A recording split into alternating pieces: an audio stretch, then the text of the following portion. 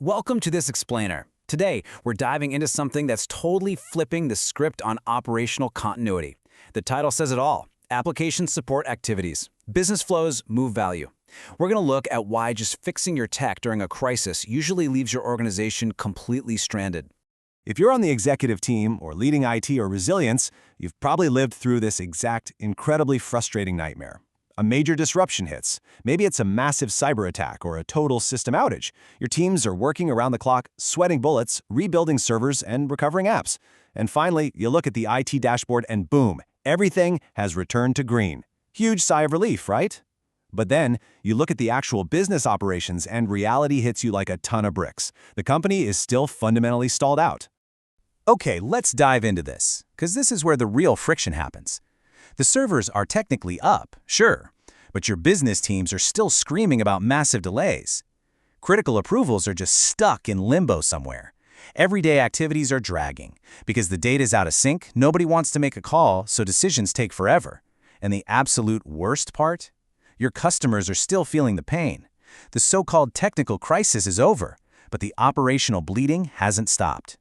So it brings us to this ultimate operational paradox. How can this actually happen when the applications are working perfectly fine, the systems are humming, but the organization is paralyzed? This is the central mystery that plagues recovery efforts, and solving it means we have to completely reframe how we look at our own companies. The answer is surprisingly simple, but it's something we practically always miss.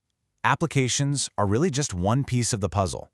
Yes, they're super important, they help your people do their jobs, they automate the boring stuff, and they move information around. But, and this is absolutely crucial, they rarely create value all by themselves. They're just the tools, you guys, not the actual end product. So if we really want to understand where the magic happens, where true organizational value exists, we have to look way past the software. We've got to look at the white space. We need to focus on what happens between those applications, because that right there is the actual lifeblood of your operations.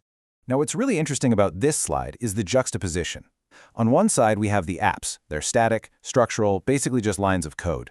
But on the other side, that's where you find the human-driven dynamic stuff, the teams, the complex decisions, the vital validations, and the risk acceptances.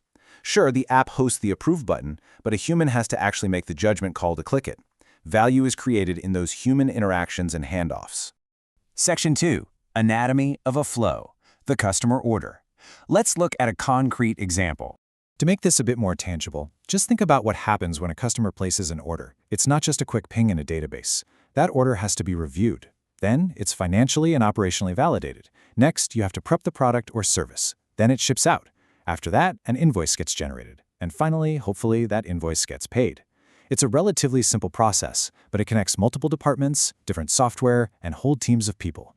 And if you look closely at that entire chain of events, what's actually happening? Information is physically or digitally moving from one desk to another. People are giving approvals that greenlight the next step. Hard decisions are being made about inventory or logistics. Actions are taking place. And with every single one of those steps, value is progressing through your company. Now, on a normal, sunny day, this whole movement is practically invisible to us. The applications do a killer job of hiding all that messy complexity under the hood. People just log in, do their specific tasks, and the value flows seamlessly.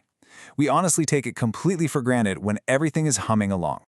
But the second a disruption hits, that whole illusion just shatters. The game changes completely. Suddenly, a manager is locked out, so a missing approval blocks half a dozen downstream activities.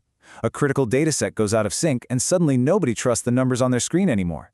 One delayed decision cascades and paralyzes 3 other departments.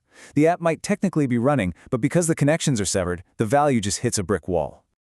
So, the crucial point we absolutely have to lock in is this hard line right here. Application support activities, they're the foundation. But business flows move value.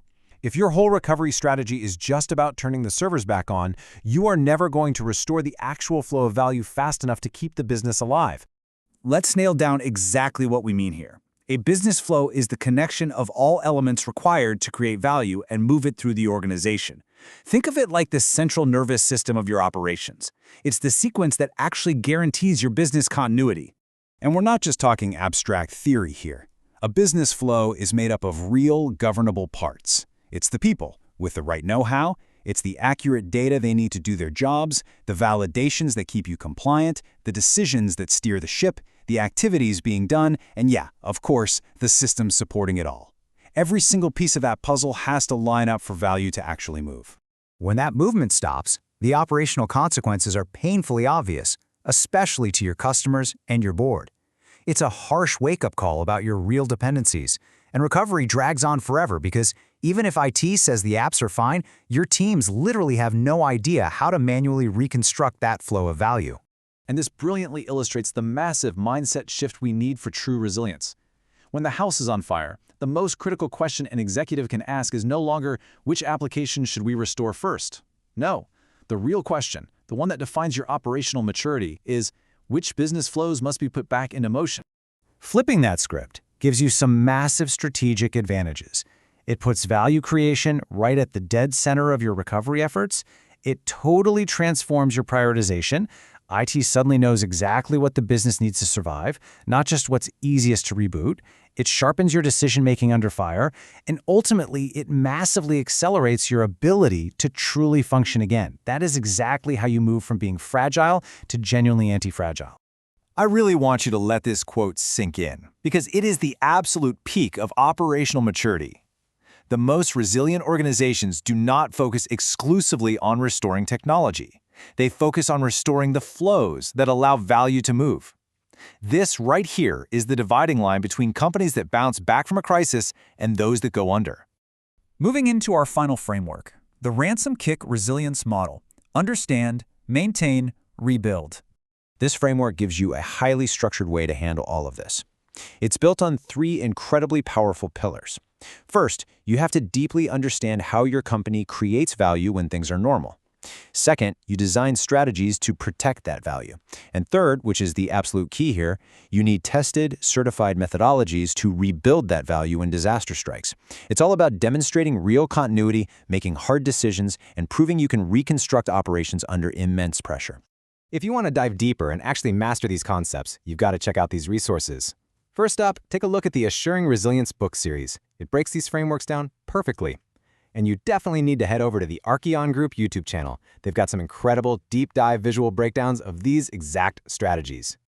Also, make sure to tune in to the podcasts for ongoing insights. Check out Conversations Resilience Ransom-Kick if you listen in French, or the Ransom-Kick Resilience Talks in English.